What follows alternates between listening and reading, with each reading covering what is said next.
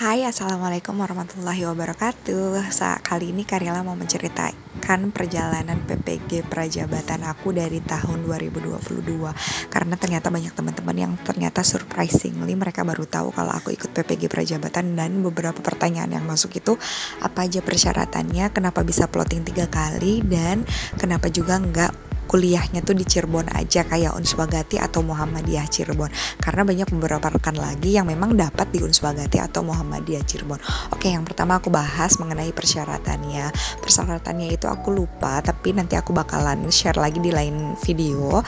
Tapi salah satunya itu berusia 32 tahun maksimal Desember, kemudian lulus S1, IPK minimal 3. Dan ini secara sistematis ketika kita memasukkan berkas persyaratan-persyaratan itu di SIM PKB secara sistematis. Kalau memang kita tidak memenuhi syarat, kita nggak bisa lanjut. Alhamdulillahnya atas izin Allah aku bisa memenuhi syarat dan lanjut tuh pada tahun 2022 ketika aku lagi hamil 4-5 bulan. Kalau udah lolos berkas, nanti kita menunggu waktu untuk hasilnya. Kalau sudah lolos, nanti kita lanjut ke seleksi substantif namanya. Seleksi substantif itu namanya seleksi tulis, yang mana kita ditempatkan di salah satu tes tulisnya tuh mau di mana, dan aku itu waktu itu milihnya di Universitas Muhammadiyah Cirebon. Nah, kalau sudah lulus tes substantif, lanjut lagi ke tes wawancara. Nanti ada pengumuman hasil tes substantifnya. Tes wawancara itu bisa dikerjakan di rumah melalui Zoom meeting melalui 2 asesor yang dipilihkan oleh GTK Pusat. Waktu itu pertanyaan-pertanyaannya sekitar kegiatan sehari-hari dan harus yang real yang kita kerjakan. Wawancara ini aku kerjain ketika hamil sekitar 8 bulanan gitulah. Nah, setelah tes wawancara nanti diumumkan hasilnya seperti apa. Kalau nggak salah di bulan Desember itu aku dinyatakan lulus dan diminta untuk memilih LPTK.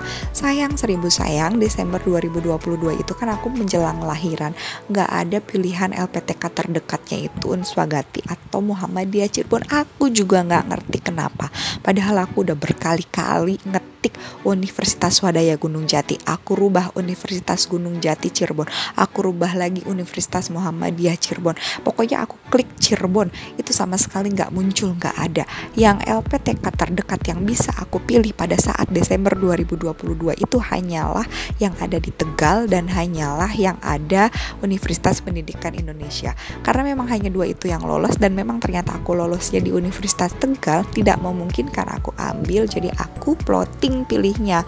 Nah, qadarullah, aku alhamdulillah atas izin Allah aku dapat lagi tuh di November 2023. Iseng-iseng aku cek SIM PKB, ternyata aku lolos lagi. Aku diminta untuk memilih LPTK lagi di November 2023. Sayang aku juga nggak bisa milih lagi Unswagati atau Universitas Muhammadiyah Cirebon. Padahal Desember 2022 ada 22 mahasiswa bahasa Inggris yang lolos dan kuliahnya itu di Universitas Gunung Jati Cirebon. Aku nggak termasuk salah satu itu dan nggak bisa milih sama sekali. I don't know why. Aku juga nggak tahu kenapa. November 2023 itu aku hanya dipilihkan 4 universitas oleh GTK Pusatnya. Yang pertama Universitas Makassar, Universitas Medan, Universitas Surakarta, dan Universitas Pendidikan Indonesia. Otomatis aku milihnya Universitas Pendidikan Indonesia. Aku klik bersedia pada tanggal 21 November, tapi malam hari aku tuh bingung gimana anakku dan suamiku memberikan pandangan, kalaupun kamu kuliah di Bandung nanti anaknya gimana kalau ditinggalin, anak masih 11 bulan, kemudian masih nyari umahnya waktu itu ya, aku belum bisa jalan. Akhirnya atas dasar banyak pertimbangan, akhirnya aku memilih untuk tidak mengklik apapun pada saat itu karena bingung. Jadi aku tidak klik bersedia dan tidak mengklik tidak bersedia juga, tapi aku ngurus ke GTK Pusat, nelpon ke 177 mengenai apa yang aku lakukan. Dan ternyata di Desember 2023, sebulan selanjutnya, aku di follow up lagi sama GTK Pusat tuh, diberi kesempatan lagi untuk memilih LPTK. Lagi-lagi aku nggak bisa memilih Universitas Swadaya Gunung Jati Cirebon. Yang bisa aku pilih yang ada di Cirebon itu hanyalah Universitas Muhammadiyah Cirebon. Aku pilih tuh LPTK Universitas Muhammadiyah Cirebon jadi LPTK pertama aku, dan Universitas Pendidikan Indonesia jadi LPTK kedua aku. Nggak tahu kenapa secara sistem itu jadi kebalik. Universitas Pendidikan Indonesia jadi LPTK pertama, Universitas Muhammadiyah Cirebon jadi LPTK yang kedua. Oke, nah pada 6 Januari kan diputuskan tuh, 6 Januari 2024 diputuskan aku dapat di mana. Ternyata aku nggak dapat di 2 LPTK yang aku pilih, tapi aku dapatnya di Atmajaya Jakarta. Ini pun jadi bahan pertimbangan aku. Jakarta itu Atmajaya letaknya di Sudirman Kuningan, Jakarta Selatan, yang kehidupan atau living costnya tuh besar banget. Sedangkan aku dan suami aja udah LDM, aku harus ninggalin anak misalkan, atau anak aku bawa, itu pengeluaran jadi semakin bengkak, semakin banyak. Atas dasar banyak pertimbangan dan hasil istihoro, akhirnya aku tunda lagi kuliah aku.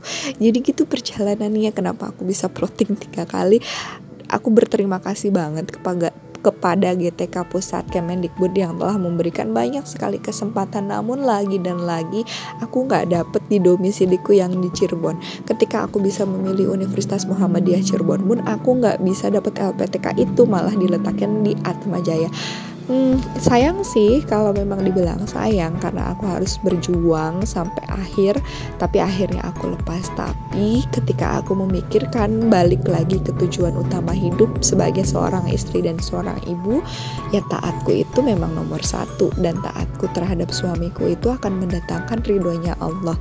Dan tugasku saat ini adalah menjadi seorang ibu dari Clay Mira, dari Clay anakku. Itu tanggung jawab dan tugasku, prioritas hidup, karena memang namanya hidup itu ada skala prioritas. Aku mungkin akan merasa menyesal di kemudian hari, tapi that's okay.